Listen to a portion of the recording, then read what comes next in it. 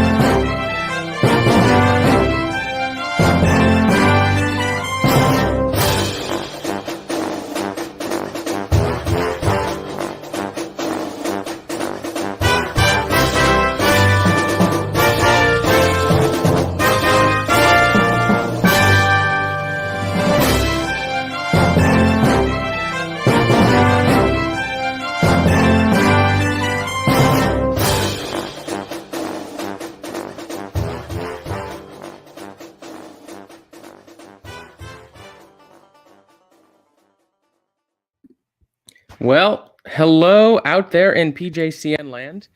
It is Monday, April 5th, 2021. Welcome to the official start of Ape-ril. That's right, April, where we watch films involving apes, monkeys, orangutans, other primates. A little unusual tonight. PJ is probably going to join us a little later. And as you can see, I am not in my normal streaming space. I am visiting my parents, so I'm in a bed. But I am here. That's great. Illustrious Christopher Clark, who is a huge fan of this movie. Yeah. I haven't seen this movie in at least 15 years, so I'm actually quite excited to sort of relive it. It's almost going to be like a first-time watch because I have very minimal memories of it, but I've heard it's really fun. I remember liking it, and it's only 90 minutes, so tonight should be short and sweet and joyous. And like I said, PJ's probably going to pop in here at some point. He's just, he has a job where he writes questions for this thing, so sometimes he's got to do his job. Before we get started and talk about this movie, we have a lot of stuff coming up on the network in the next few days. What's up, Matt? What's up, Coach? Matt? Hello to everyone in the chat. Thanks for kicking it with us tonight. Okay, tomorrow night, Tuesday night, we're doing a special Tuesday evening unwind. This is going to be a full spoiler breakdown of the new film Godzilla vs. Kong. I know at the very least myself, PJ, Chris, and Sully will be there. We've all seen the film. We all liked it. We all have thoughts. I don't know who else may join us from the gang, but if you haven't seen the movie and you don't want to be spoiled, don't watch the show. But if you have seen the movie or you don't want to see it and don't care about being spoiled, watch it. We're going to break everything down from the human characters to the CGI, the monster fights, Kong's emotional arc, Kong's thick butt, all that good stuff. Everything you want to hear us talk about, we're going to talk about. Wednesday, there is no Suddenly Soundtracks this week. However, next week, it's Suddenly Soundtracks Off the Record, where Chris Clark and PLD. If you're doing Queen, you can't not have PLD. It just, the two things are as synonymous. So Chris Clark and PLD will be breaking down Queen's album Innuendo. And Off the Record, by the way, is a new offshoot of Suddenly Soundtracks, where as opposed to breaking down a soundtrack song by song, they just break down an album. Same premise. It's just it's just an album, so it's fun. Same rating scale, right? Yeah, we did Linkin Park last time, and we're doing, and we have more music stuff ahead, so it's great. Awesome. So, yeah. Then Thursday, I'm so excited. Front Center Mez is finally back with a rescheduled guest who unfortunately we didn't get to have last time. It's Andrew Kober. Andrew has been on Broadway in things such as Hair, School of Rock, Les Mis, She Loves Me. He was off Broadway in Alice by Heart. He's an incredibly talented performer. I am so excited to talk to him about all of that. And if you guys have any questions, my hair is doing okay, Reef. Yesterday, I know you saw the photo. I had real serious beach hair. And I did end up at the beach again today, so it's been sort of windblown and messy, but it's doing okay. Thank you for your concern about my follicles. Yeah, I love Andrew Kober. I've known him for a while. I think he's incredibly talented. If you guys have questions for him, get them ready. Join us on Thursday at 10 p.m. Eastern to talk with Andrew Kober. We are doing a watch-along Friday to continue April. I don't know what it's going to be yet. As soon as I know, I will let you know. Saturday, Water Cooler Chat is back. We're going to break down episodes 3 and 4 of Falcon and the Winter Soldier. We were unable to do it this past Saturday because I'm out of town and PJ had work and lots of other stuff.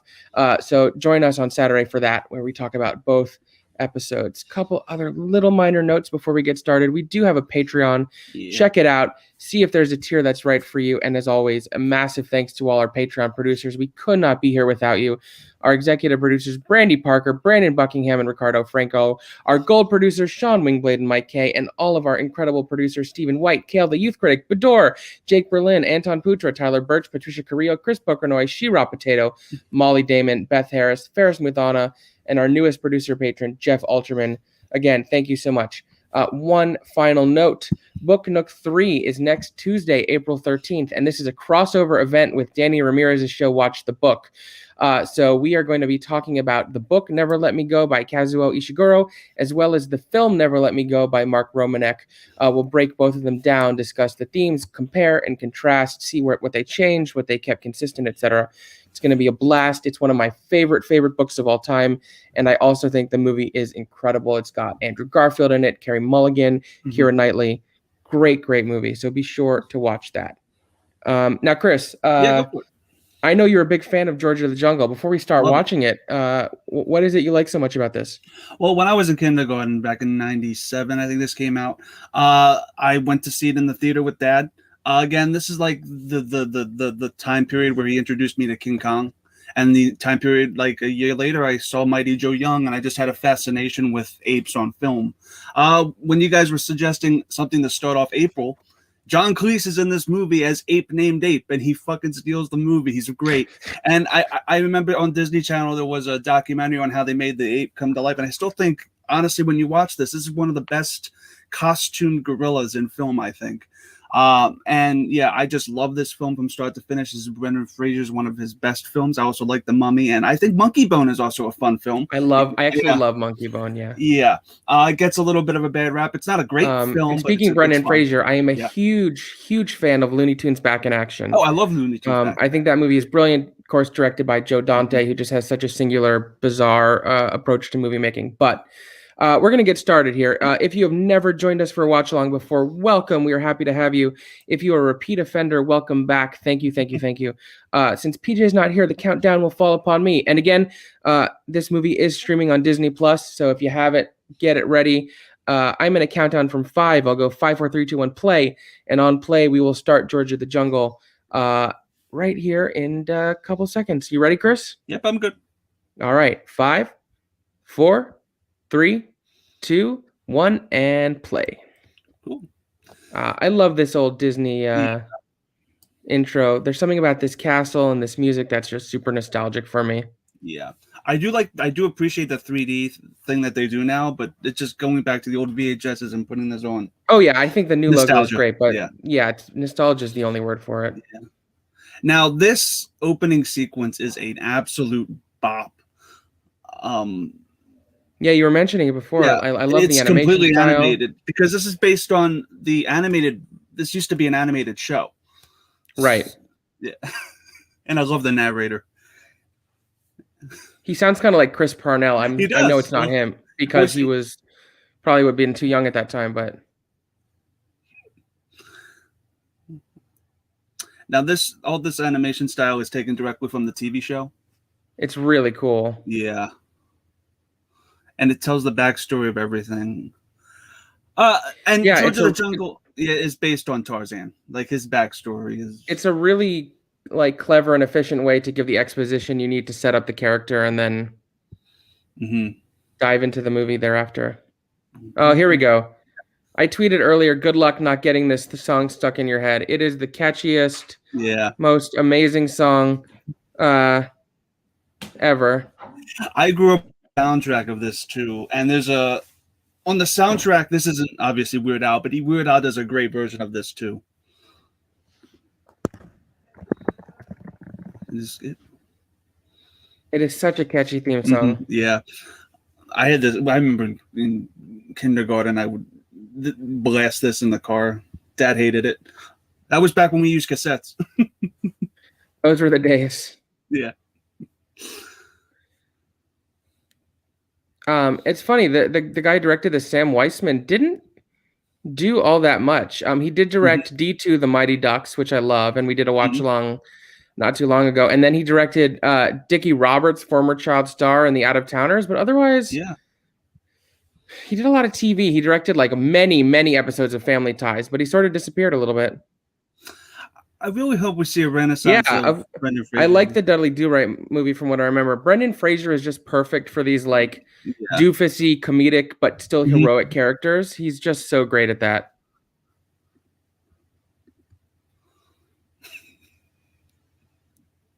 Yeah, these gorillas look great. Yeah, these look great. Look at those suits. He is unconscious. That's so funny. Also, slamming into does not feel good at all. Oh, it's Leslie Mann. You know who she's married to, PJ? Chris, sorry. I know you, PJ. Who's she married to? It's been a day. Judd Apatow. Yeah. By the way, guys, this is the first time me and Max have been on a watch along together solo, so it's great. I think so. Which is why I called you PJ, because I'm usually me and PJ. So I'm so sorry. I know you are not PJ. No, it's all good. Actually, it probably will help you be usual there, if that helps. Okay. Yeah, I do like being on the right. I like being on the bottom, so I get it. So. Unfortunately, right now there's no bottom to be on. I know. Oh yeah, it's Thomas Hayden Church. I forgot he was in this. Yeah. Thomas Hayden Church has such an incredible voice. Yeah. Just like the timbre and tone of his voice is amazing. For whatever reason, before we started this, I didn't think it was him. I thought it was Michael York for a second. But yeah, it is him. Yeah, because I got them mixed. Yeah.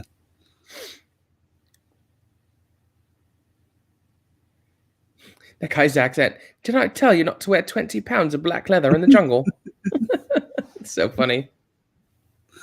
It's very Cockney.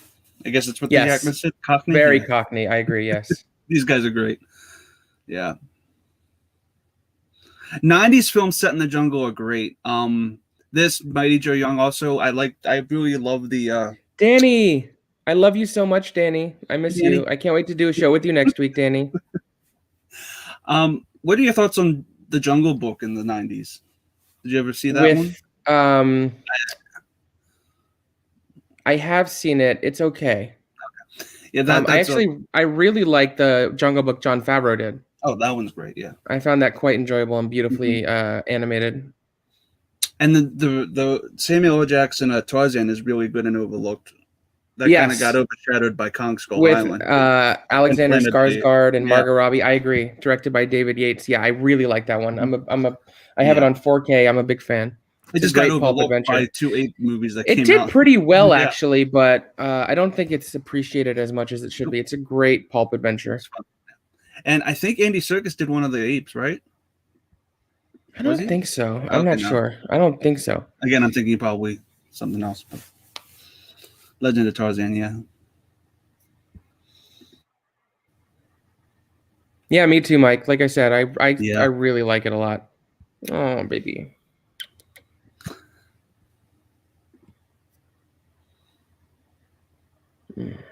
Yeah. They did do a direct-to-video sequel of this Who played George in that? It was a different actor who played George. John Cleese came back.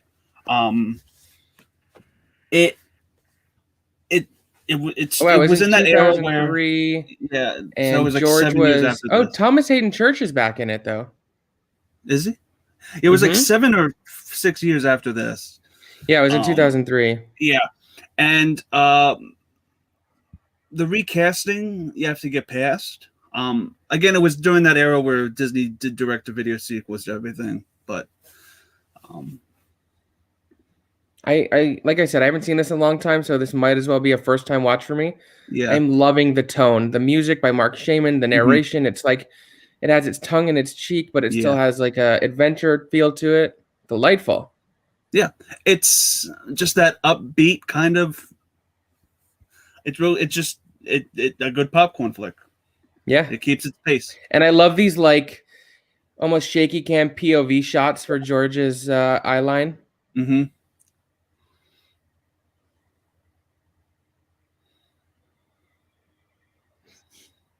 Feverish footsies. That's funny. And well, that looks like something out of Kong. Yeah. That's so funny. That's a great like breaking the fourth wall joke. I love it. They do it a lot. Yeah, it's not dissimilar to shows where they know that they're I'm a big fan of the fourth wall being broken in comedies. Because never take yourself too seriously, especially something like this. Thomas Hayden Church's character so much already. Oh yeah. Oh, I forget if he actually dies. I don't think he dies. Well, the narrator just said, "No, don't worry, nobody dies in this story." Really big boo-boos. That's great. Just explain that away. It's great. That is so funny. It's great. So, Mike, the voice of the narrator is Keith Scott, who also returned for the sequel to narrate. Yeah. I'm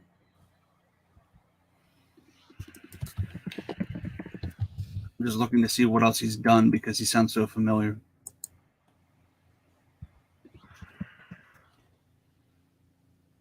Rocky and Bullwinkle. All right. He actually didn't do as much as I thought he did. Okay. No, he seems to only be a voice actor or narrator. Yeah. He just does narration for stuff. Yeah. A lot of TV shows. He has a perfect voice for it. So yeah.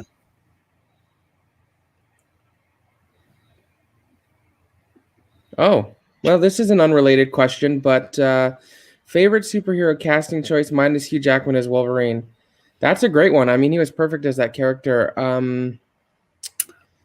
I actually really dug Ben Affleck as Matt Murdock. I would probably have to go Chris Evans as Captain America. I think he was just so perfect in that part. Yeah, the MCU's casted perfectly.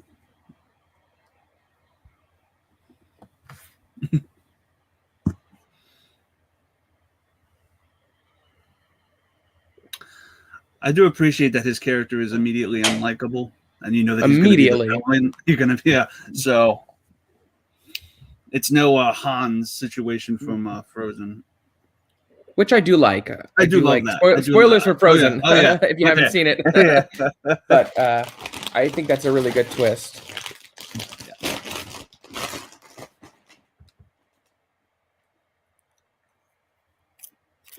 In reality, if you were in I want a double decaf latte with mocha sprinkles. That sounds great. Although not decaf. Put in that caffeine. I'm all about that caffeine. Sounds creamy. Yeah. I would not go into a jungle by myself like this. I don't know. What would you? I would. Maybe. I don't know. I'm not sure I'd find myself in a jungle to begin with. So. You know, these are the important questions. That's true.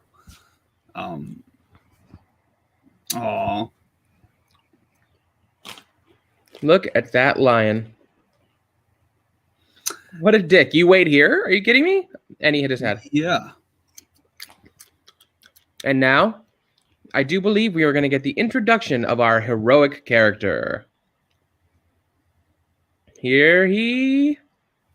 Slow motion.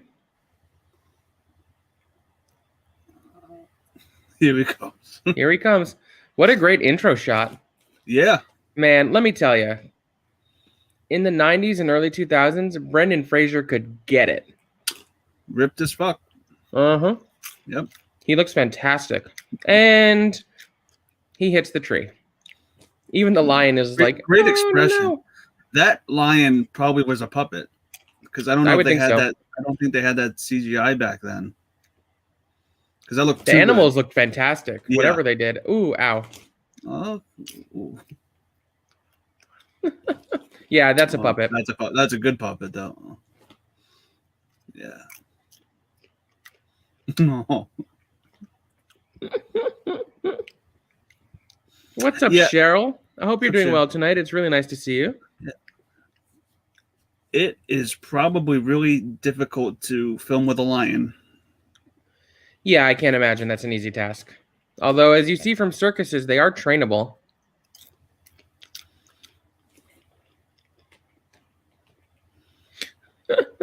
That bush is not going to hide you. I love the score for this movie so much. It's just very bombastic jazz. I guess it's the best way to Well, describe it's it. written by Mark Shaman, who always operates in, he wrote the musical Hairspray. He did the music for Down with Love. So this is the sort of idiom he always works in. Yeah.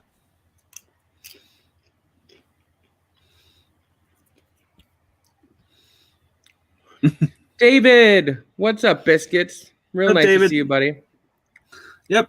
We're watching a grown man beating the shit out of a lion. Hey, if you boil it down to it, that's what's happening.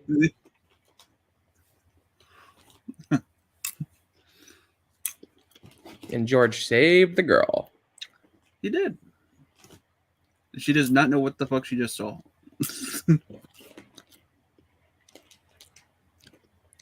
Rawr.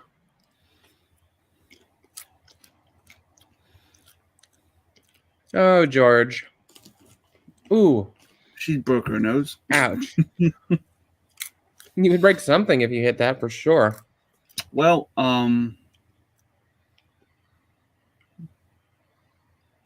looking for sure.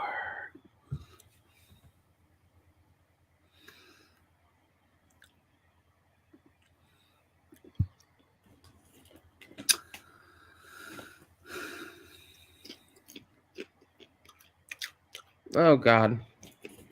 I love all the reaction shots of the animals. They're so funny. Yeah. I feel like that orangutan probably played Dunstan and Dunstan checks in. Is that the orangutan film? Was that am I thinking something different? My college screenwriting professor wrote Dunstan checks in. Oh, wow. That was like his one claim to fame. He had the poster up in his office. That's pretty cool. Yeah.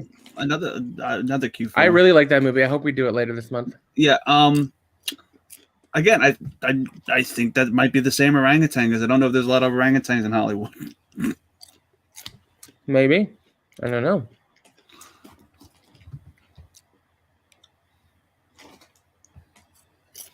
He is not a 400-pound white ape. No. No, he's really not. No. He's probably what, 120, 150 something. Jesus Christ.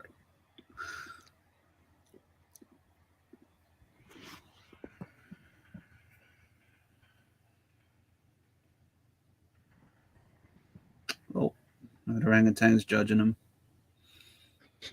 I'm judging him too. What an awful character. Yeah, but in a good way, like. Yeah, but he smeared like all. It could be poisonous berries all over him. That's great.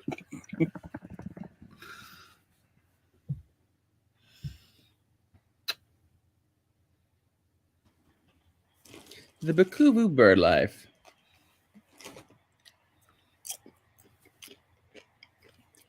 Well, this introduction is amazing.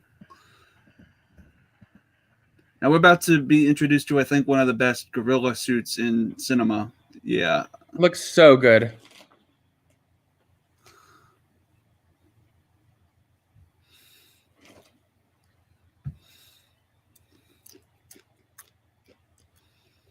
That looks like a really nice breakfast. Fancy. It does. It's just, it's so emotive that it just, I know it's obviously a gorilla suit, but it just looks like something like, imagine the expressions and side eye he's giving is delightful. Yeah.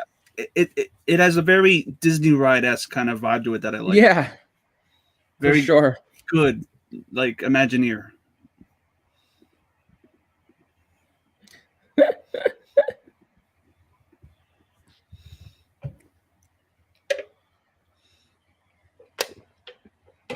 And that, of course, is the voice of the great John Cleese. The fact that he's voiced by John Cleese is perfection. It's such a bizarre choice, but I love it.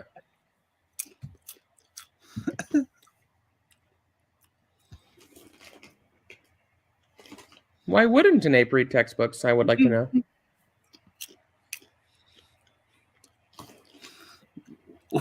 Tarzan wanted a way to like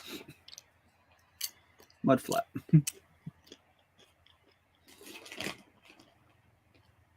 Boom.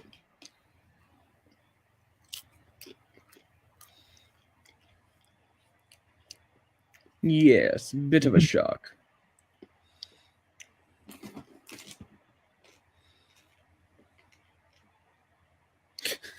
Talking monkey.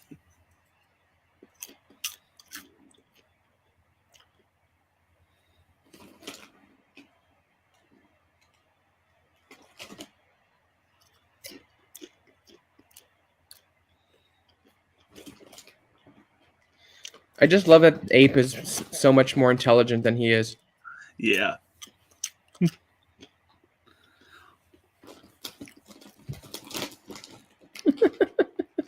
It's just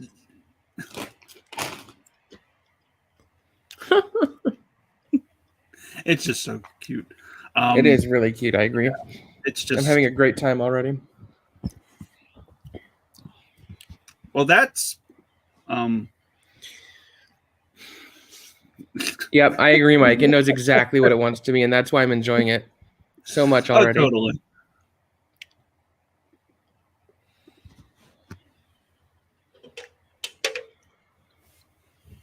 Again, a movie doesn't always have to be something with deep meaning. It can just be a good fun 100%. time.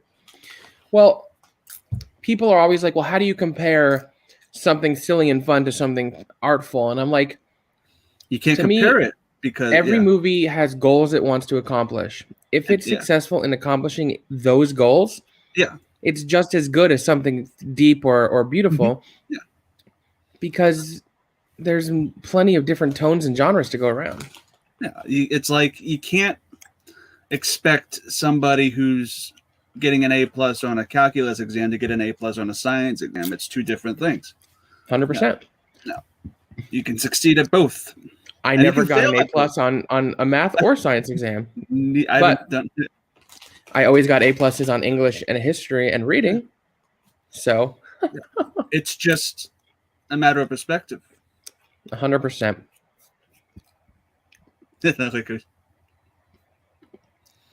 Oh, John Cleese is also in the Jungle Book with Lena Headey. That's cool.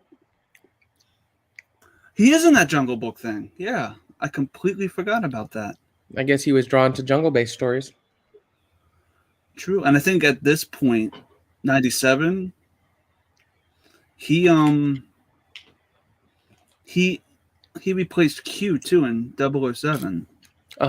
Yep. With World's Not Enough. Is 98 or 7? 97, I think. 7, yeah. Because GoldenEye was 95. World is Not Enough. No. Tomorrow Never Dies is 97. World is Not Enough was 99. Okay, yeah. And this is cute as fuck. His dog. Yeah, I was right. 97, 99. Yeah. I could live in a treehouse like this. It's pretty nice. No, this is adorable. Look at this elephant. Honestly, that CGI holds up pretty CGI well. Elephant. Yeah. For 97. Mm-hmm. I mean, it's not Jurassic Park, but it's not bad. It's not bad. Nope. Again, it doesn't need to be because, again, it's not a realistic elephant. Right, it's cartoony, but he's so cute with his tongue out. Yeah, look at that. I'm pretty sure that's a puppet, a really good puppet right there. It's probably a blend between the two. Yeah, it looks a blend, yeah. They somehow made an elephant look like an adorable puppy.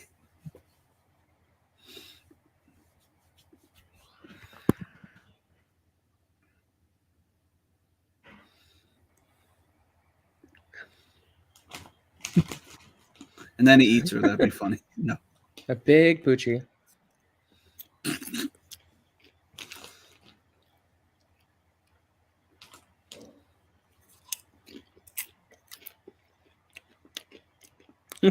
So cute.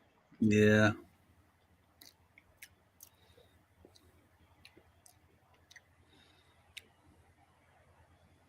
Wow. George can just throw that thing real far. Yeah.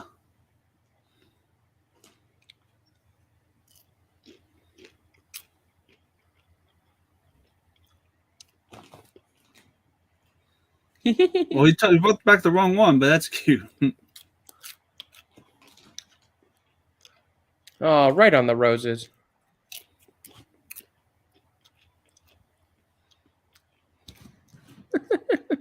Big gray peanut loving pooch. Oh, they're riding that elephant. That looks pretty good. It looks good. I don't know how I would fall off. Well,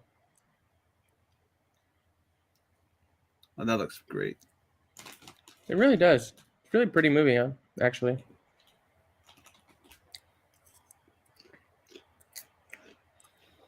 I'd love to go on a safari. I think that'd be fun. That'd be cool. Oh.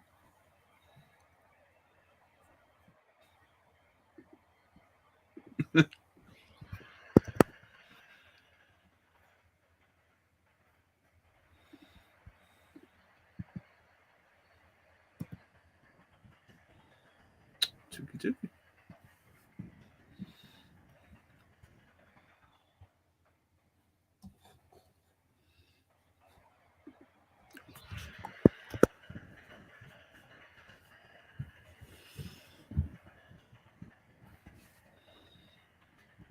Again, the animal training in this film is phenomenal.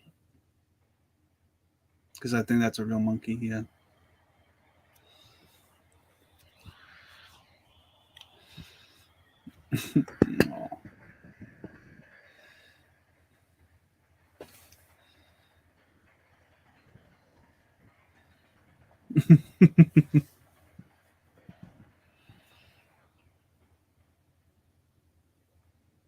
Aww.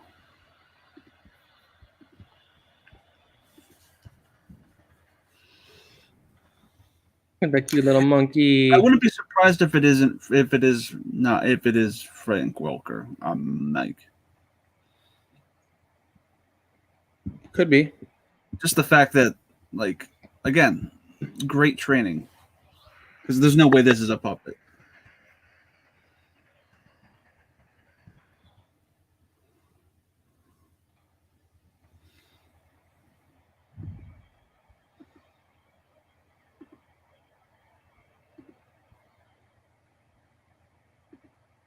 Oh.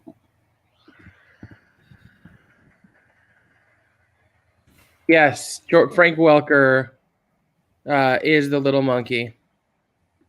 Mike, you're absolutely correct. Yeah, Marcel was so. Yeah, Ross had a pet monkey named Marcel for I don't know, a season and a half or so. And it looked just like this. Mm-hmm.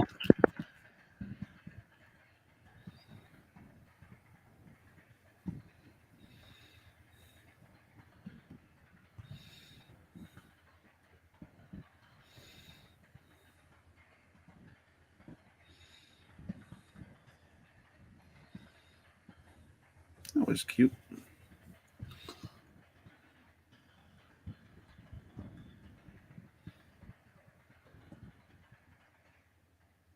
Oh.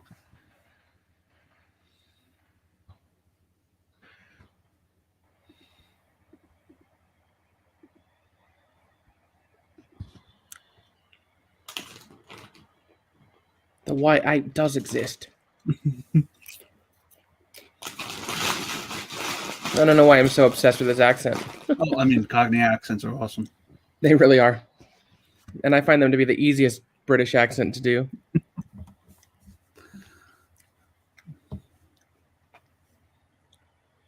How hard must it be to like play this character and remove all of like the pronouns and stuff and speak so differently than you normally would? Rapid Roger Sock for Special Georgia Jungle Footlock. Yeah, that's probably not dissimilar to the trouble. Probably Frank Oz had with Yoda. It would Yeah? just be like, Well, you just have to memorize your Yeah. dialogue exactly. You can't Yeah. really improvise that much. or This song. Very young man. I remember this.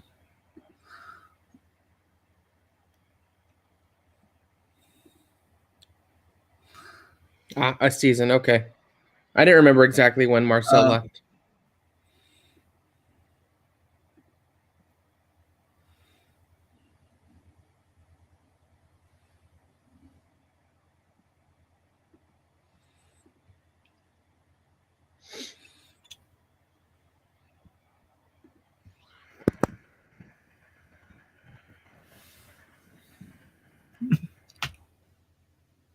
That's a trailer line.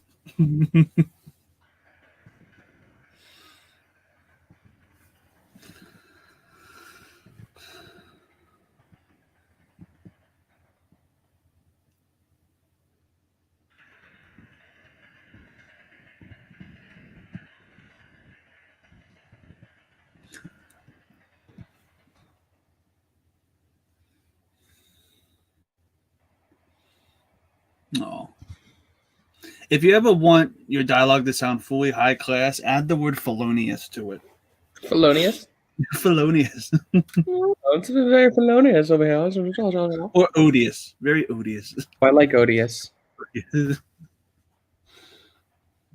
You know, Chris, you were engaging in some very felonious activity the other day, and we have to have a serious talk about that, I think. We have to talk about how the tea is very odious and very hot, and yeah, it's very upper class. It's actually very interesting that Disney allowed them to use the name Ursula, because usually they don't like to mix and match names. With but that was like the iconic name from the TV show. So, but I'm actually very surprised they didn't like make that a note, like to change it, because usually they're really strung up on that stuff. Yeah. I don't think they'd have another Ursula in an animated film, but because it's live action and it's based on something, I think it's fine. Mm-hmm. Yeah. But you know that they're very stickler on that stuff. Yeah. I don't even think you could go into a park with like any What's sort up, of Jeremy? costume. Hey, Jeremy. What? I don't think you can even go into a park with like a costume or something, right? Disney park? Yeah, because it would ruin the immersion. Only during the Halloween parties.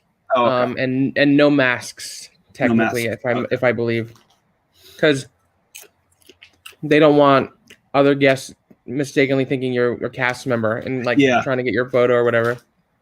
Yeah. There's a reason why their immersion's the best. Mm-hmm. I agree.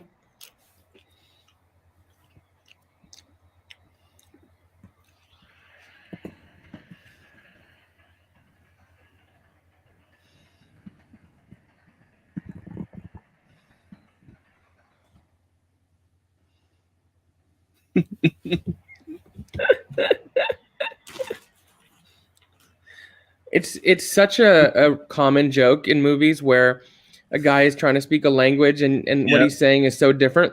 It's always funny. Yep.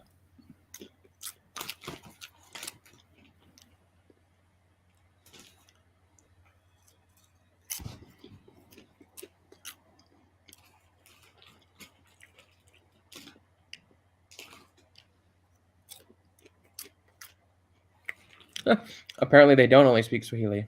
That's sketchy.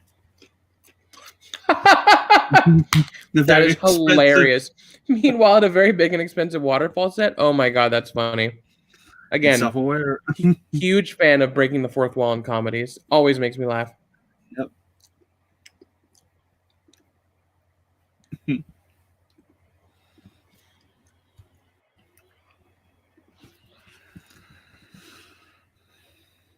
Oh.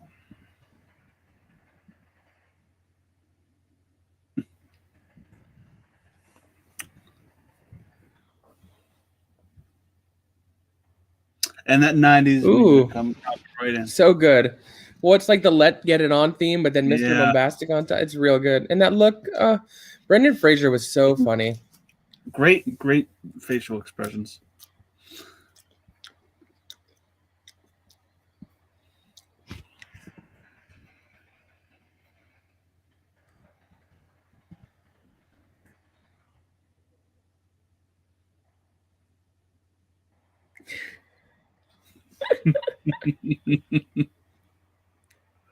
One of the great things about 90s era Brendan Fraser and early 2000s is he had no inhibitions. He had no problem looking as silly and as stupid as possible in movies. And that made him such a special actor. Like this, Encino Man, Monkey Bone. Yeah. Just would go for it. And it's great. Which a lot of people should do more because, again, it's a movie. It's out of the realm of realism. Why do you have to be self-conscious? No need to be. Mm-hmm.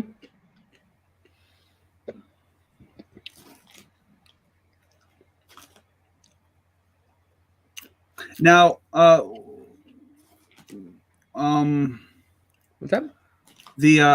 I just realized that just now that the treehouse is made out of the plane parts of the crashed plane. Yep. Which is sadly tragic. I think actually it is kind of tragic, but it makes sense. Where else would they have gotten the materials? Right, Mike? Like, he just went for it. He's so confident. I don't know. It's confidence. I'm definitely more confident now than I was this time a year ago. And that's a big thanks to this network and all our viewers. So, yeah. Love you guys. Juju.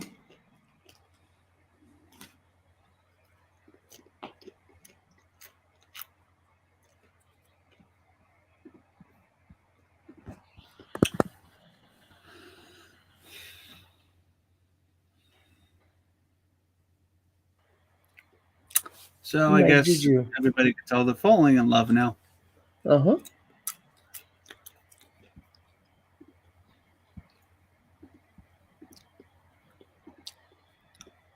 Oh, thanks, Matt. I really appreciate it. That means a lot. Put a lot of pride into what we do here and try to create a positive environment and just have fun. So I'm glad you enjoy it. And PJ should be here at some point, at least to say hi, but I don't know where he is. Yeah. He's busy, I guess. Busy.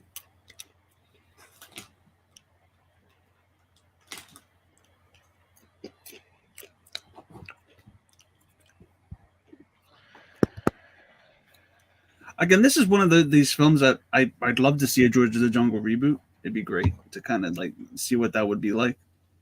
I'm trying to think of like what younger actor could play the part who has the physicality but is also the humor. Do you think it would need to be a named one, or do you think they should find somebody new? No, I don't think it has to be a named person, although I'm trying to rack my brain. Like I can think of people who are funny and people who are physical, but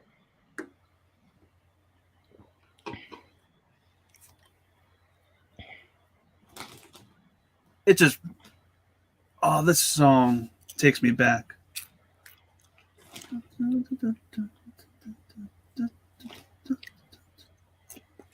Just George. Yeah, I mean, Brendan Fraser just perfectly embodies it. Mm-hmm.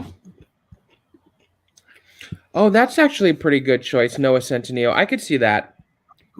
I'm curious to see what's he doing. Is he doing the He-Man movie? Curious to see how that is. I liked him in Charlie's Angels and, of course, the To All the Boys movies. That could work. That's a good choice. And if they do reboot it, I would be totally down for them to keep John Cleese. Do not mind that. Or Jeremy Irons is fucking Ape.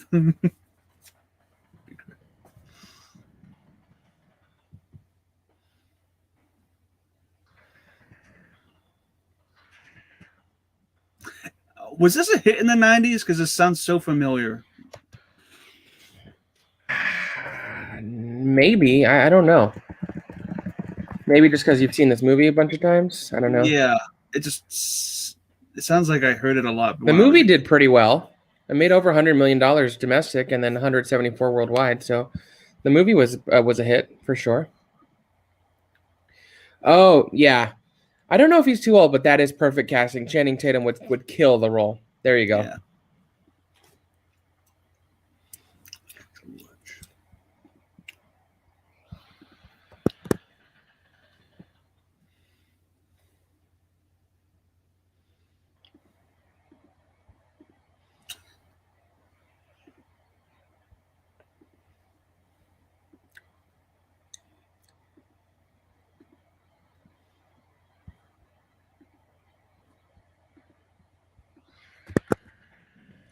Oh, that looks so disgusting. It really does. Props to the filmmakers. That looks so That is disgusting. a great. This is a great bit of fourth wall breaking.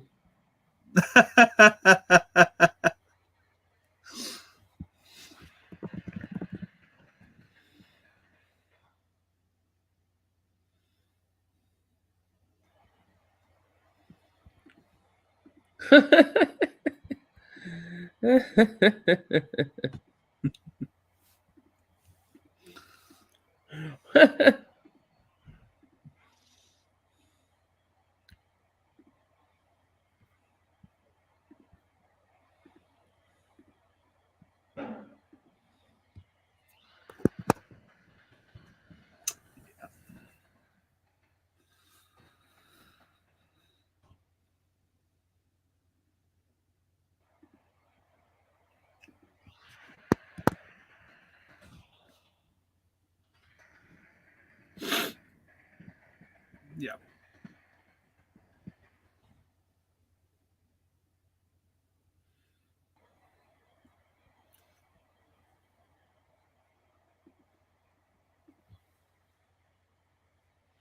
It's kind of rare in this type of movie where the henchmen are like smarter and more competent than the bad guy.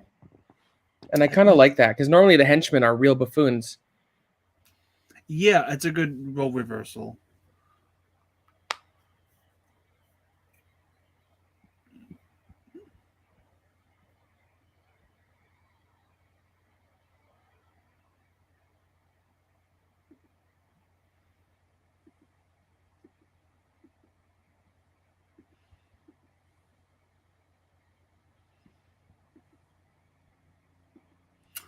Yeah.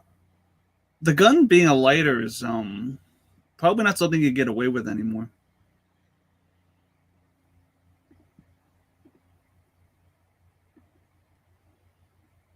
Oh God.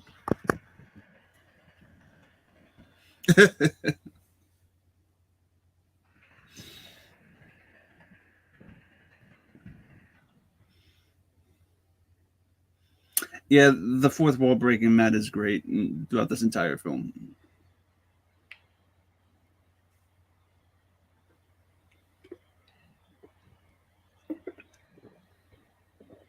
Mm-hmm. He did not have her back.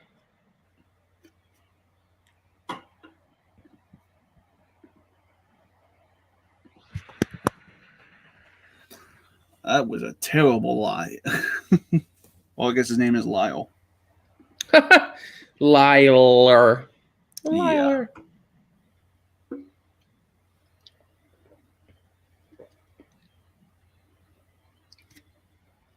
If they hurt this elephant, I swear. Oh, well.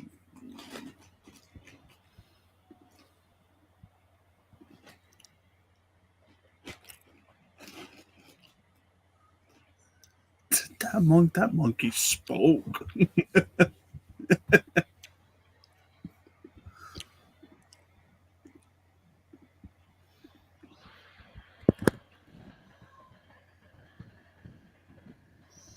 Oh no.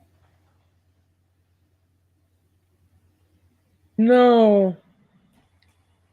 Drama. Oh my God. So much So that's the end drama. of the movie. Yeah. Thanks for joining us tonight. We hope you enjoyed this really morbid watch along.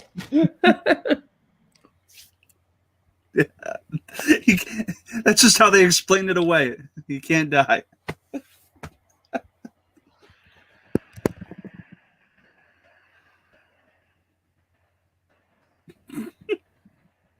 That's good. Oh.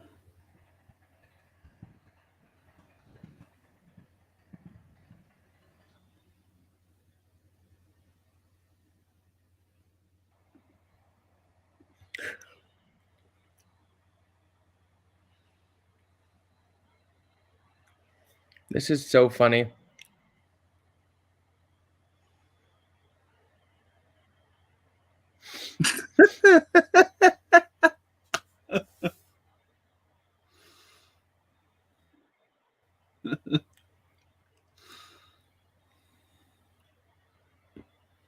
So this is where the movie takes a turn. Yeah, Lyle the Liar does have a nice ring to it, Mike. I agree. That's good, Chris.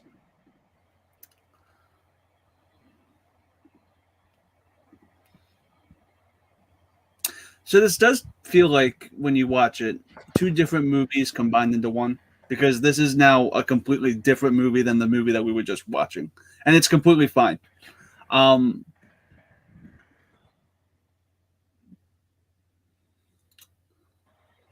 So the henchmen that you thought were henchmen are now the main villains. And George is in now San Francisco. So it's sort of the King Kong complex, where he takes somebody from the jungle.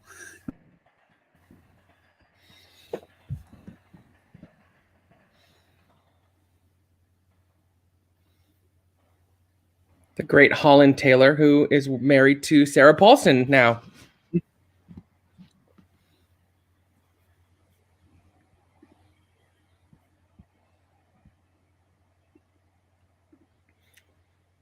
It's funny, like I said before, it's been so long since I watched this, and I kept thinking, I feel like he makes his way out of the jungle to the city, but we're already halfway through and he hasn't yet. But alas, here he is. Brendan Fraser is so great at the fish out of water stuff.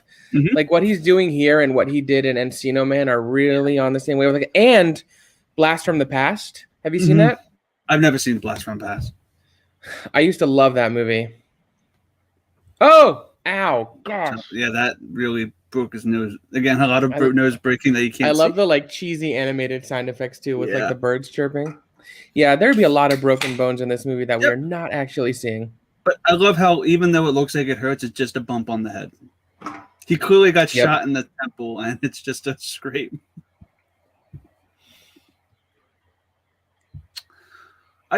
Jungle. This is essentially the last part of the movie's fish out of water story. Yes, Mike, I thought the same thing, that this now is very much like Jungle to Jungle. Yeah, I love Blast from the Past. Christopher Walken is so good in it. And Alicia Silverstone.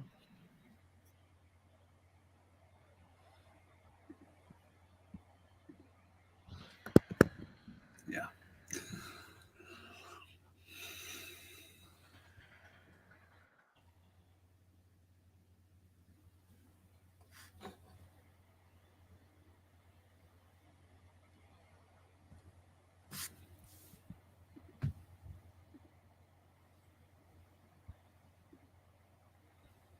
Yeah.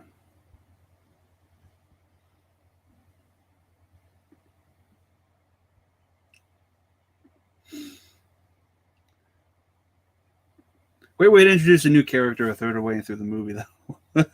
Yep. Actually, Yeah. halfway through. We're exactly at the halfway point. Yeah.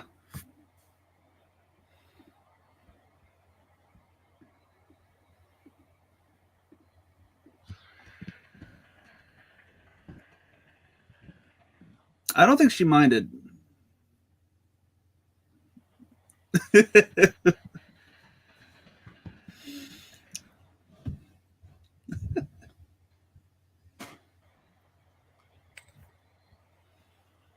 Brought home a Jungle Man. Well, things are getting complicated.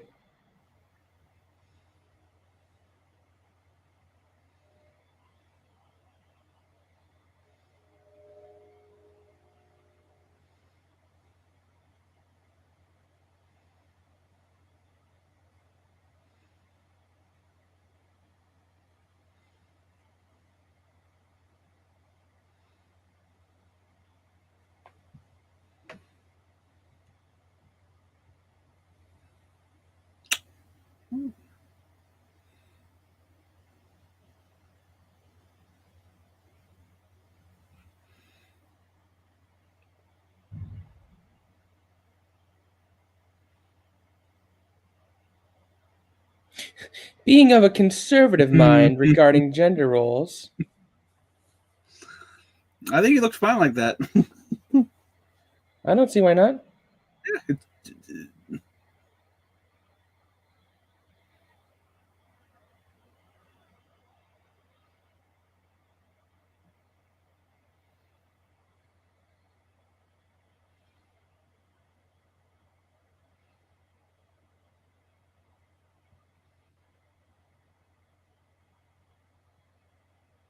He does look good. Yeah, that's good. I miss the 90s Pretty double darn breasted suit. good. Eh. You don't like them? Oh.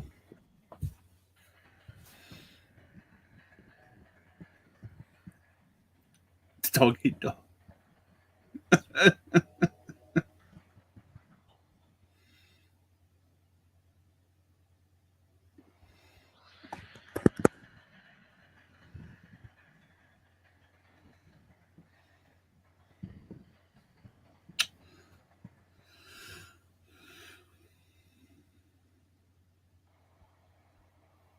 Positively gaga. Oh, they miss him. That's sad.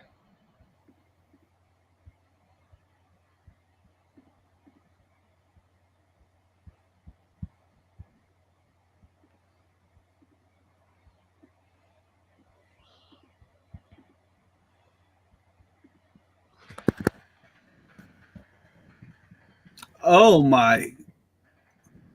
Well,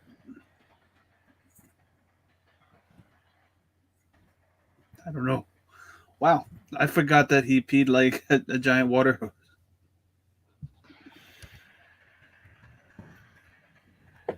Yeah, Elf is.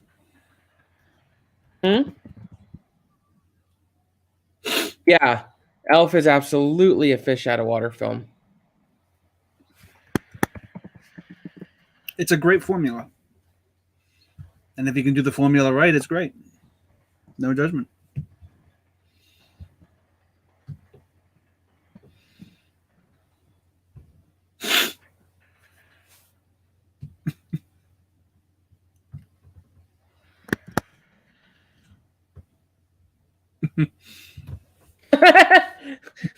I love that he just looked right at the camera. That's so good. Again.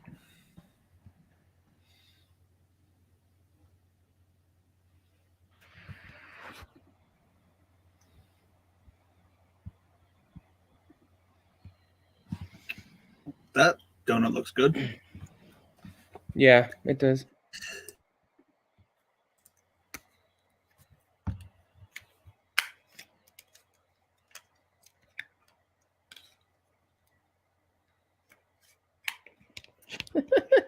Oh God.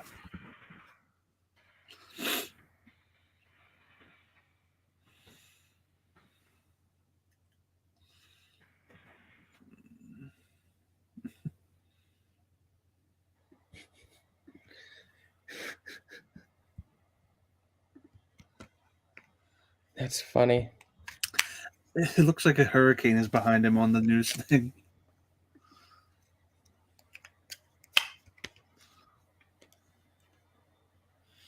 Do they still have those kind of trolleys? In San Francisco, they do. Oh, okay. I'm not 100% sure where this is taking place, but yeah, Okay. if it's San Francisco, they absolutely do.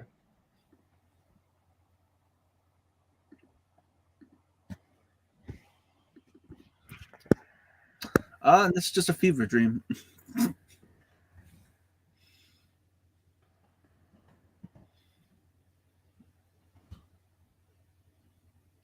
Yeah, it is San Francisco. Okay, I forgot. Yep.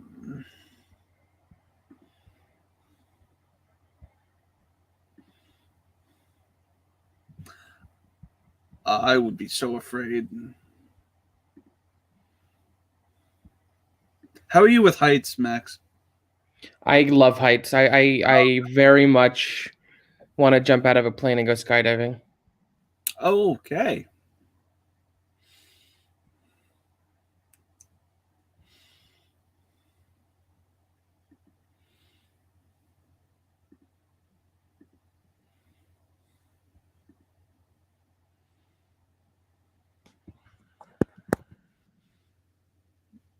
Oh my god. This gives me anxiety just watching it.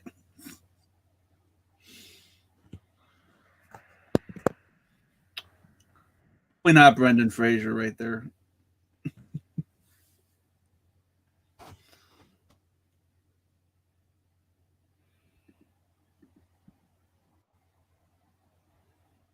Just telling you.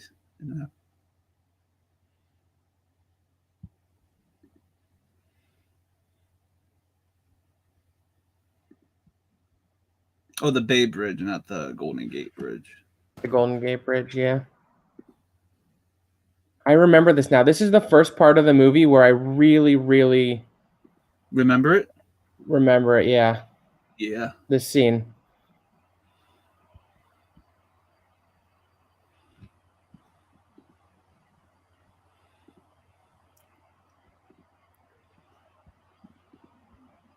I do not know how they filmed this. Did they actually use a stunt, or is this all green screen? Probably green screen. Probably a stunt. Or stunt. This is, again, exactly why this should be an Academy Award for stunts. Yep. I still am on that bandwagon that they should, but yeah.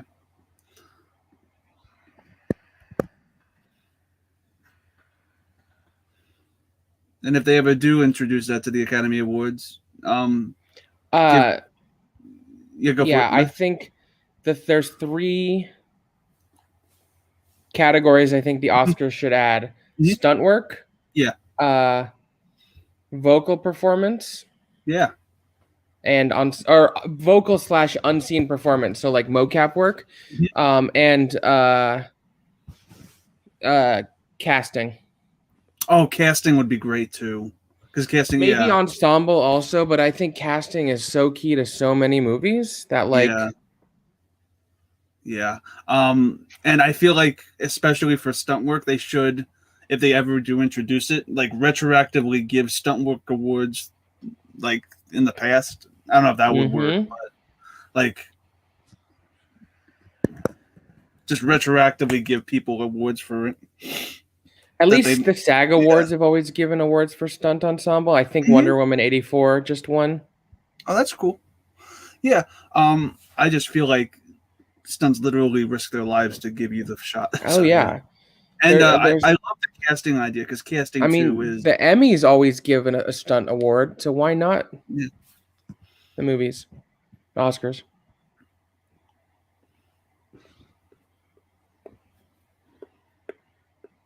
The one thing I never understood, though, is that since he saved somebody's life, I would wish that the parents would have like, oh, this guy's a good dude. Oh.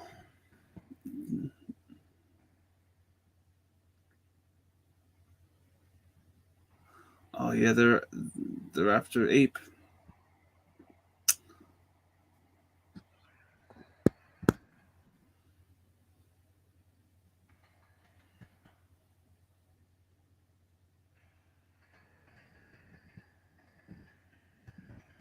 Poor Ape.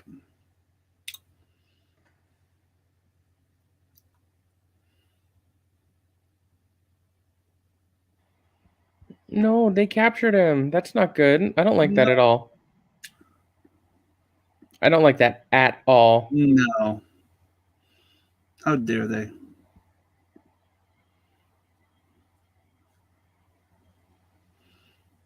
See, this is the exact type of performance I think gets overlooked that the Oscars should. Like, the narrator is doing such an impeccable job.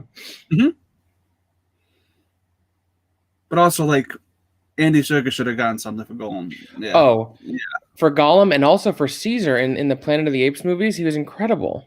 And Kong, like, he was so good. He's just he the amount of, especially for. But you look at like Pixar movies or Disney film, like there's so many beautiful vocal performances that just don't get, like oh my God, his name is escaping me. In Up. Oh, Ed Asner? Thank you. Yes, Ed Asner in Up was so wonderful. Yeah.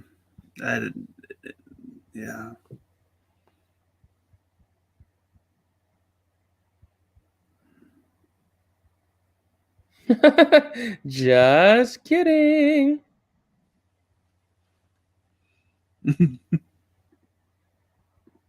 This is a great joke. Great joke. This movie has such an amazing sense of humor. I'm dying. Yeah.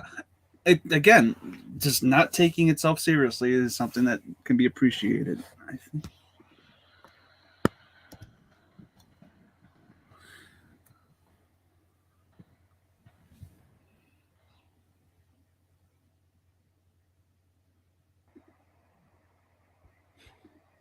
We went smooching.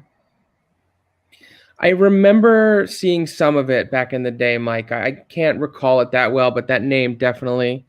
I think actually Patrick Warburton played the main person in that. Talk about great voice. Patrick Warburton's voice is like on point and impeccable. Yeah. And if they ever do a reboot of this, he needs to be the narrator. That'd be perfect. Yes. Like absolute perfection. I agree. When I think of Patrick Warburton, though, I always think of Soren at Disney, because in the like pre-ride video, he gives like the safety spiel. Obviously, for him, I think of Kronk, but yeah. Yeah, well, of course. And he's also I don't know if you ever watched it, but the series of unfortunate events. Mm-hmm. He's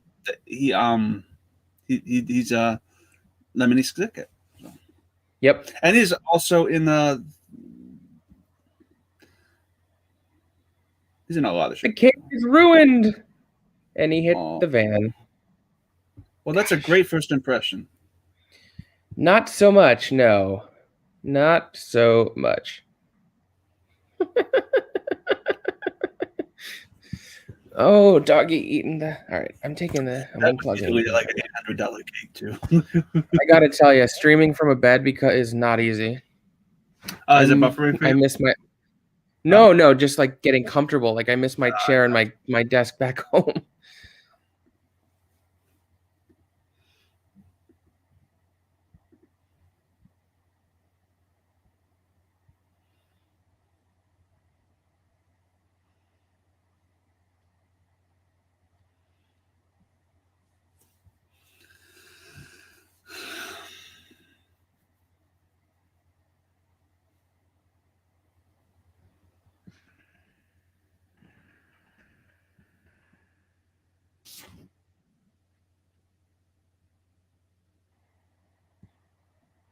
That sounds like a commercial. It's 7:00. Do you know where your kids are?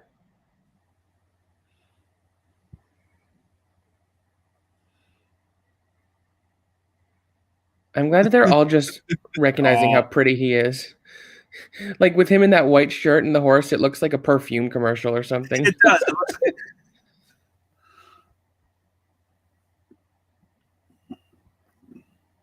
This looks Yeah, I don't know. I'm gonna give him some shit. In fact, I'm gonna take a screenshot and send it to him just to make him mad.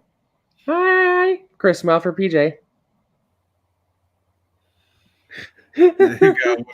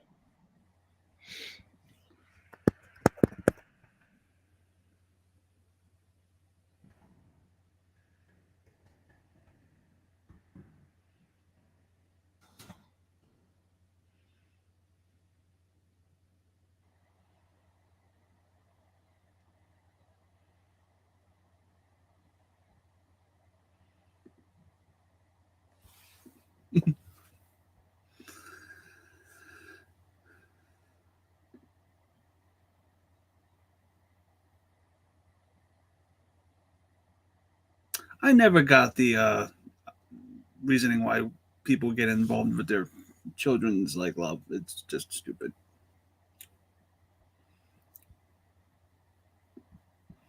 It gives her a very good kind of. So, by the way, Matt, just to update you because I want you to know what's happening. I texted PJ the photo and he goes, "Thanks, Matt." Laughing emoji. Fucking work meetings.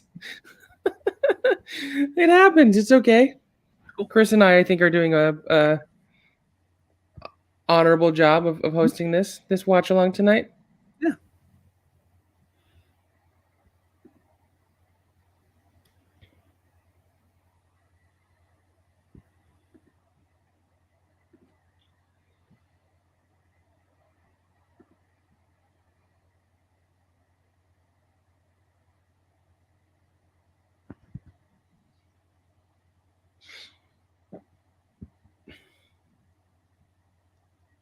She's not that threatening, to be honest. I know exactly the type of person that she is. She's only threatening because of her resources, you know? Yeah. But in reality, I agree. Oh, thanks, Mike. I appreciate it. Oh, thanks, Mike. God, I've been in the sun these past 2 days. I'm like all red. I got so much color. Saturation's great. Oh, Tuki.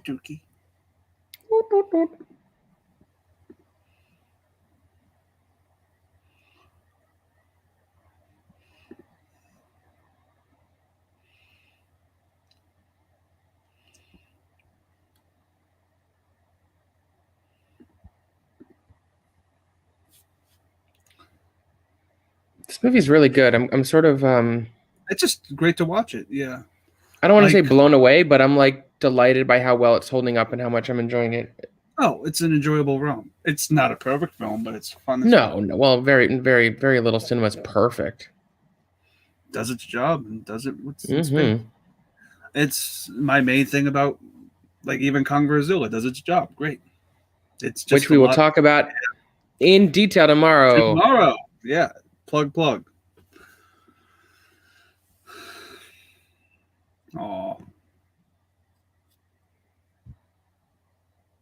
He has to go save Ape. He is a hero. I just don't remember how he gets back to Africa. Maybe they don't show it. Maybe he just gets there. That'd be great if the narrator just says, okay, he's just...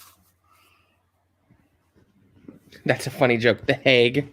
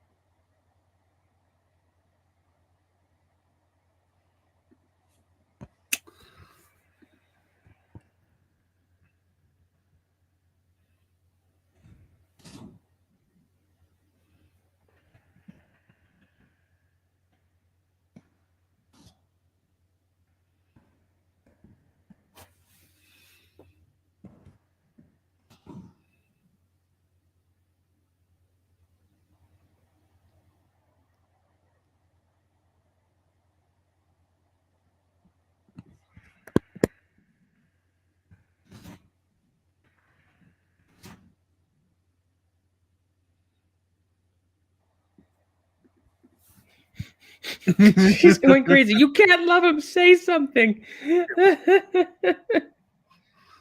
I think that's exactly right, Mike. Like I was saying, like I will fully embrace a movie that fully embraces its tone, and this movie has done that. Its cheese is like intentional and done perfectly. Yeah, it's definite cheese. I am surprised. Another ass. Yeah, I was just thinking that in a PG Disney movie said another ass is feeling pain. Mm-hmm. Well, Pinocchio had that word said a lot, but it was in reference to donkeys. True. I don't know if that was a bad word back then or not. I don't think it's that big of a word. Bad of a word, honestly. It is. But again, then again, I'm the type of person who thinks the stigma around language is silly. It's just language. It's just a word. And I think this is product placement. Yes, Nike Air. those are some pretty great shoes, though. I'm not going to lie. Very 90s. Okay, so he shipped himself. Yeah, that's great. That's hilarious. He got there fast. That's some good shipping. This is before Amazon Prime, too. Uh-huh. I was just thinking that. I was like, didn't even have Prime at the time. Ooh, Prime at the time. He obviously stole her mother's credit card. This is a really beautiful scene, kind of like perfect adventure scene. Yeah.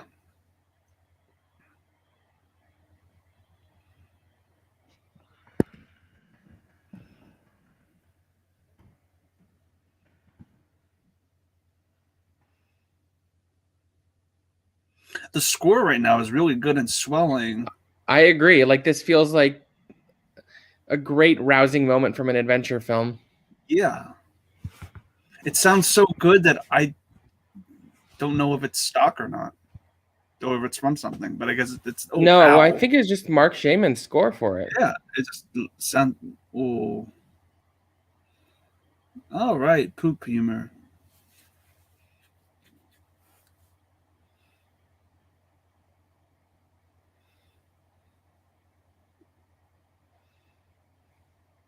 Bum, bum, bum, bum, bum.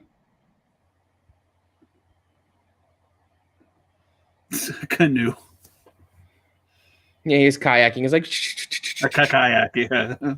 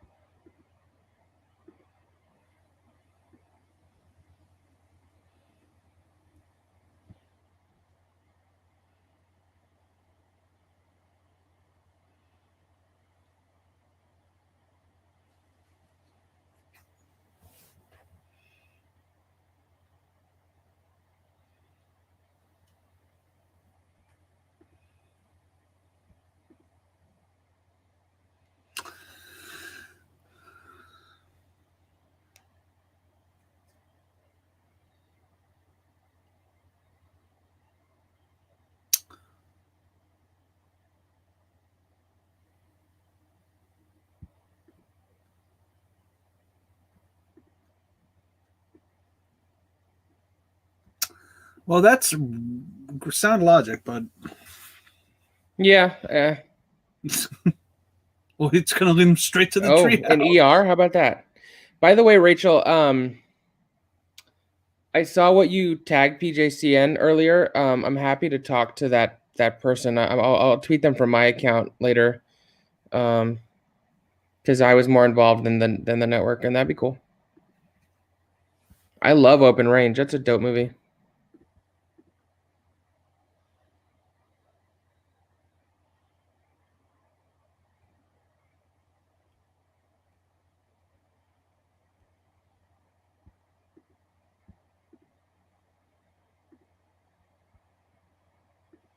Oh no, it was right.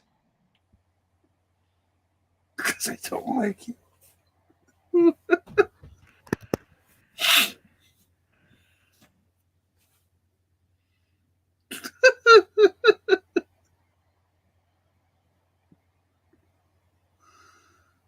This is great. The narrator arguing with characters, and George is just like, who's talking with that expression? This is great. Ouch. That did not work as planned. Nope.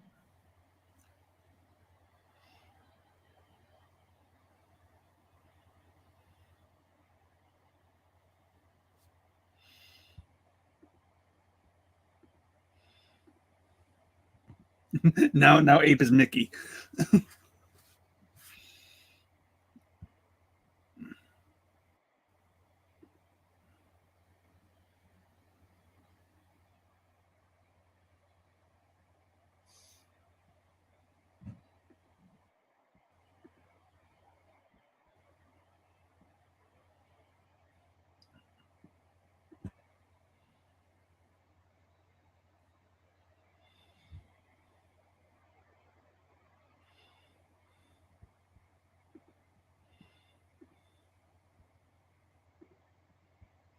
I am just like loving this score that's accompanying this fight scene. Yeah, and the cheesy sound effects is so fun.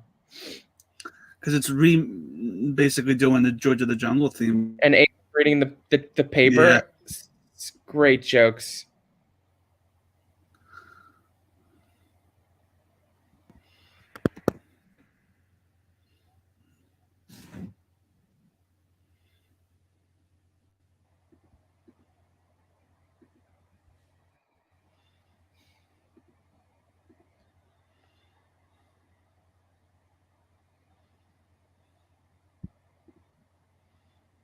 Oh, the toucan.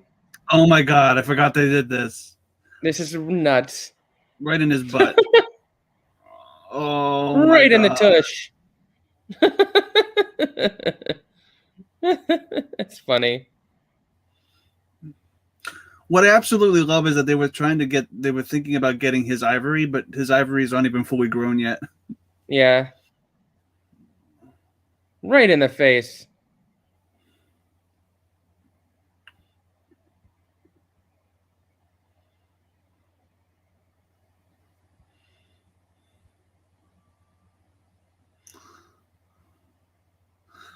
I don't remember how she got here, but it's great. Don't need an explanation.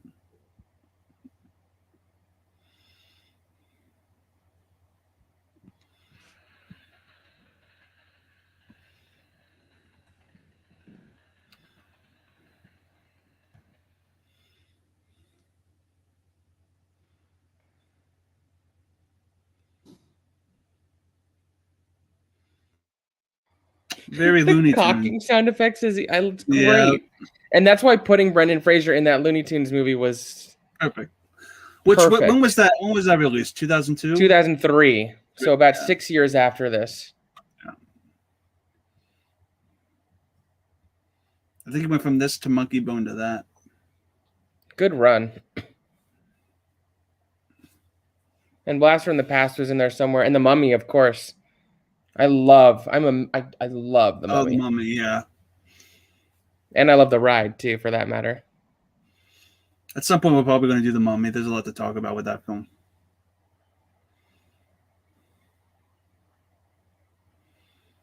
Great ride to it, Universal.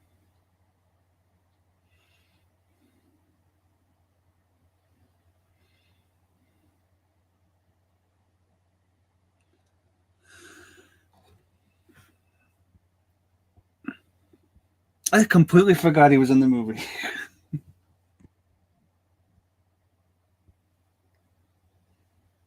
The Bujumbura Jail.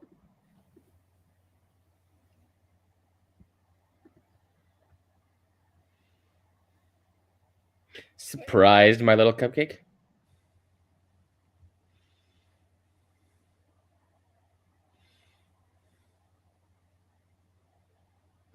What a weird twist.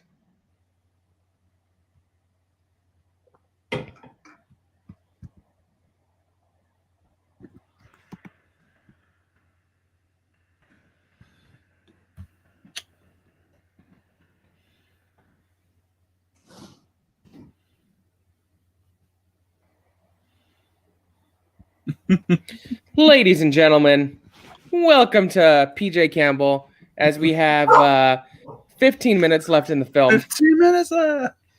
Perfect. I made it just in time, right? Yeah. The time code is 1:16, 51, 52, 53. It's sort of the climactic. What? How magical is this movie, by the way? I've been saying the whole time, like, I've seen it before, but I don't remember it, and I am delighted by it. It is so fun. Yeah. Some of my favorite stuff, I mean, obviously you guys have been watching it, is the way they interact with the narrator throughout the movie. Yes. I can't tell you how many times I've said that. Every time they break the fourth wall, I'm like, chef's kiss. Yeah. This movie was ahead of its time. And the ape suits, PJ, are amazing. Well, and it has a very Looney Tunes feel for it, which is why I said it's so perfect that Brendan Fraser then ended up in a Looney Tunes movie. Yeah. Now, these gorillas that you've seen the entire now. I think... Really? Can you stop? Thank you. No, I don't want to hear your attitude. Go sit in the corner. One of my favorite things about it, I think, too, to your point, is when you bring up Looney Tunes. I said it the other day while I was watching it. This is a legitimate live action cartoon. Oh yeah, Like 100% from the sound effects to the way that everything works.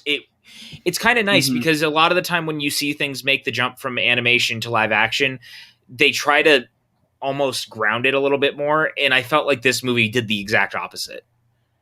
Yep. It just fully embraces its tone from everything from the sound effects to the humor. It's perfect in execution. It just goes all in, and it is unabashed in it. It knows what it wants to 100. The fight at the beginning when they're with him and the lion, and he like picks it up and he's spinning it, and it just ridiculously good, man. That looks like a fun water slide, though. Reefism, what shirt is it? It's my Newsies Seize the Day shirt from the Broadway musical run.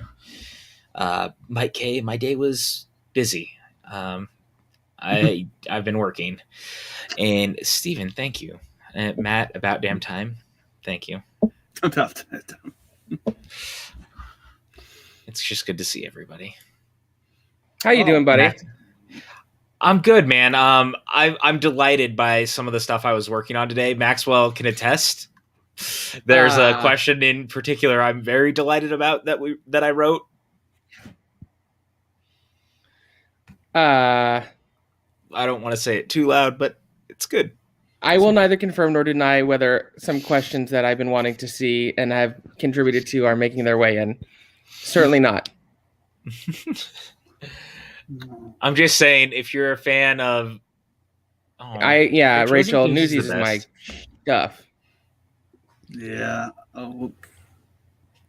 There's one question in particular that I'm very excited about that I know for sure will be in one of these matches that I cannot wait to see said out loud.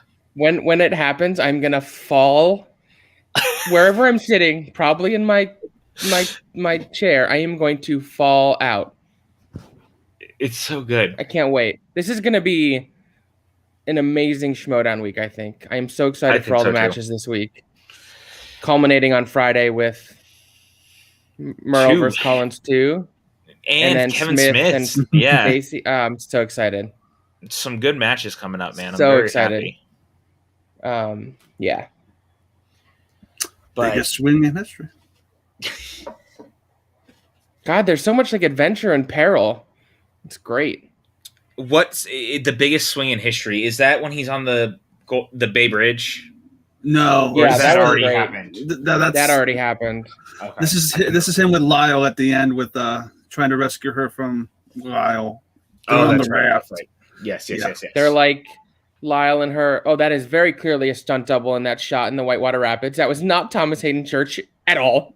But that's the only actor, by the way, to reprise his role in. I know we talked about that earlier. I was looking at the cast for the straight to video sequel, and I was like, oh. Also, the narrator returns. Yes, and the narrator, same voice. So, well, I can't ask about that movie because it was direct to video anyway. Straight to video. So. Exactly. It was weird because similarly around this time, Inspector Gadget came out, and Inspector Gadget with Matthew Broderick, which also was like the jump, but it's kind of exactly what we were talking about. That one, I don't remember liking that. No, I don't remember liking that. Who's the daughter in that? What is her name? She was in Harriet the Spy. Oh, it's Michelle Trachtenberg. Yes, Michelle Trachtenberg, and Matthew Broderick, and I think is it. I know in the sequel, French Stewart took over as Inspector Gadget. Yeah. And I want to say D.L. Hughley took over as the voice of the car. Really? Interesting. Maybe he is in both. I can't remember, but I know he's in the second one. The second one was more like being a bonkers cartoon adaptation, but it also was not good. It's a bummer, man. Like Inspector Gadget's one, I would actually love to see rebooted. Just because... Yeah, I don't remember liking that much. I feel like they could do like a big splashy animated Inspector Gadget movie. Mm-hmm. Well, you know what's funny about that is apparently the movie was way different before it came out, and the studio took scissors to it, like kind of at the 11th hour, and they cut like 30 minutes out of the movie. And I think it shows because it actually reminds me of WB's The Avengers, which came out roughly around the same time. I know That they were movie like, is so bad. so terrible. So terrible. Probably one of the worst big budget movies I've ever seen. Yeah. With what a cast, though, which is so crazy when you think Uma about Thurman, Ray Fiennes, Sean Connery. Sean Connery, Jim Broadbent. Horrible. Horrible. They just missed, like, Madam, I knew Jane Goodall, and you are no Jane Goodall. One of the best. Oh, John Cleese. Oh, we're coming up on the best scene in the film. No, I really do agree with you, though. I think that of all the properties, like Inspector Gadget is perfect for like a DreamWorks animated movie. Absolutely. Like kind of in the style of Mr. Peabody and Sherman. Yeah, or Captain Underpants, which like was so gleefully batshit crazy. Yeah, I would love to see it. The dream, my friends. Honestly, get Brendan Fraser to voice Inspector Gadget. I would not be against that. The one thing that I liked in the Inspector Gadget movie is when they finally had the dog speak. Don Adams was the voice of the dog. And get Jim Carrey to voice the villain. Dr. Basically just playing the same character as his Sonic character. It'd be awesome. Just Married. And then we go to, I think... I love that the elephant says Just Married on it. That's a riot. This movie is hilarious, you guys. Yeah, I think this movie, because I'm really glad I watched it so recently because I can really talk with you guys about it, even though I'm not watching. Is like, oh, they had a baby. Yeah, they got the script is so smart, like legitimately actually smart. By the way, do you know what other movie that we love and watched not too long ago the director of this made? I looked and I was super surprised when I saw it, and I can't remember now. D2, The Mighty Ducks. Yes, that's what I was so surprised. Yeah. I didn't realize that. He also directed over 50 episodes of Family Ties. Oh my God. George of the Jungle, George. That very Lion King shot right there. And it's not the end just yet, because I think they go to... I thought they go to Vegas. Oh, there it comes. Here it comes. Do you know who this is so good. Did the song for the end of this movie, by the way, when they redo the theme? Mm-hmm. And it's the only time he's not done a parody song for something. It is Weird Al. I thought so, yeah. And then John Cleese does a great. I just like legitimately adore this movie so much, you guys. Oh wait, PJ, I think John Cleese returned for the sequel also to voice Ape. Oh, did he? That makes sense, I guess, because John Cleese is not one to really turn down roles and things. The sequel's not too bad. I do appreciate I've never seen it. State Building acting like Kong in it. It was great. I just my biggest problem with a lot of those direct-to-video Disney sequels and stuff is like the dude's not nearly as charismatic as Brendan Fraser. You can't be because Brendan Fraser's Brendan Fraser, and so you're I sung his praises all throughout this movie. He's fantastic in this. This is, I think, he had a hell of a run between like Encino Man and Looney Tunes Back in Action. An iconic run. And I think this one, in a lot of ways, was like I need to watch Doom Patrol because I've heard he's great on it. He's awesome in it. He really is. Are we now 100% done? Yes. I think we're done. Yeah. Good. Yeah. Well, ladies and gentlemen, that was it. That was George of the Jungle. Chris, what did you think about rewatching it? Oh, I loved it from start to finish. It's a fun, easygoing. You don't go in thinking you're going to get a deeper meaning. It's just it knows what it is. It's cheesy. I love the ape effects. Again, this was very appropriate for April. And yeah, I also do appreciate the sequel. I think the sequel was really fun. It's not as well casted as because obviously many people didn't come back. But I mean, that was during the era where Disney tried to do direct-to-video sequels, and I think that's one of the few that actually succeeded. So yeah, this was fun though. George of the Jungle it was my childhood, and and again, Weird Al's version is also great too of the song. It's good. Yeah, like I said, I have seen this before, but had very little memory. A few scenes came to me, so it might as well have been a first-time watch. I was delighted by this movie. The tone is on point. I love breaking the fourth wall. Brendan Fraser is great. Just a really funny, enjoyable, like under 90-minute comedy. Mhm. And I was really glad to start April with this. PJ, any final thoughts about Gorge of the Jungle? You know, when I didn't realize how much of it had stayed with me and how much of it I remembered until I was rewatching it, and it was like, man, so much of this movie has stayed in my subconscious, and I think it explains a lot about my style of comedy and the things that I enjoy so much, because it's so on point with the things that I love. And this was totally a star-defining turn for Brendan Fraser. It was totally just a fun time, man. I think it's witty, it's smart. The script is just really, really fun. Like, that's the best way to describe it. And I was so glad in my rewatch to discover that I was afraid this is one of those ones, if I went back, I wasn't going to end up enjoying it. And I liked it even more, I think, than I remembered enjoying. Like, that was a nice feeling to go back to one of those movies from your past. And it's like, you know what? No, this movie actually is awesome. I agree. Yeah. Well, that about does it for our watch along tonight. Thank you guys so much for joining us and hanging with Chris and I for most of the time, because PJ had other things to do. I get it. I'm chopped liver. Before we head out of here, couple promos and plugs for stuff coming up. Tomorrow night, we're doing a very special Tuesday evening unwind where we are going to talk about Adam Wingard's Godzilla vs. Kong in full spoilery detail. We're going to talk about what we liked, talk about a few things we didn't, talk about the battles, the human characters, the music, everything. We're going to break it all down. Join us for that at 7 Pacific, 10 Eastern. There's no Suddenly soundtracks this week. Next week, PLD and Chris will be breaking down Queen's Innuendo track by track and rating it on the patented Suddenly soundtracks rating scale. Thursday, finally, Front Center Mez is back with our rescheduled guest, Andrew Kober. I love Andrew Kober. He's been on Broadway in School of Rock, Hair, Les Miserables, She Loves Me, lots and lots of stuff. Super nice guy. So many great stories. I remember he did a cabaret show a couple years ago called Cabaret, which he really structured around his life story, and it is a fascinating life. So I'm really excited to dive in with him and talk about all of that. Friday, April will continue. I don't quite know what movie we're going to do yet, but it'll probably be something a little more serious, a little more badass. We'll tweet about it when we know.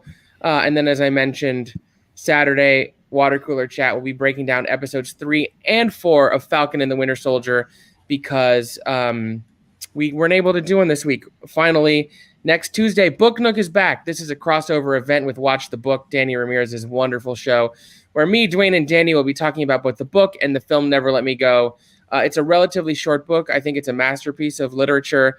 Get a copy if you haven't yet. You have plenty of time to read it. I'm going to reread it. It'll take me 2 days this weekend to reread it. I've read it like 5 times in my life. And the movie is incredible, too. Directed by Mark Romanek, starring Carey Mulligan, Andrew Garfield, and Keira Knightley. Almost as if one of those might have been a question on a certain thing You never recently. know. I don't know. Chris, where can everyone find you online? You have anything to promote before we get out of here? You guys can find me on Twitter, Twitch, and Mike, Instagram. this is sorry, Chris, 1 second. Yes, Mike, we'll probably start at least an hour later than normal because of the pay-per-view. Stay tuned for that. Okay, go ahead, Chris. I'm sorry. Oh, no, you're good. You're good. You can find me on Twitter, Twitch, and Instagram at Chris Clark 8788. Those numbers mean nothing. Bada bing, bada boom. We good? PJ, how about you? You guys can find me on Twitter and Instagram at PJ_Campbell. You can find me at the Movie Trivia Schmodown. I write the questions over there. Be nice to the writers. We're only human. And you can find me here hanging out with my friends when I'm not on a work meeting. You can find me at Twitter and Letterboxd and Stereo at Cinemaxwell. Instagram is Cinemaxwell Inc. You can always find me here on the PJ Campbell Network. You can find me competing in the First Class League. My first match will be soon. As soon as I'm allowed to tell you when, I will tell you. Stay tuned for that. And do make sure you keep watching and supporting the First Class League every Tuesday on Twitch. That's tomorrow at 3 p.m. Pacific. Great matches tonight. A friend of our network, Robert Adams, is competing. I'm really, really excited to watch him and see how it all goes. It should be a fun time. But on behalf of myself and PJ and Chris, thank you for kicking with us tonight. Thank you for watching George of the Jungle. We will see you tomorrow for the Tuesday evening unwind breakdown of Godzilla vs. Kong. Much love. Stay safe. Get vaccinated. Wear your masks. Wear your fucking mask. Adios, folks.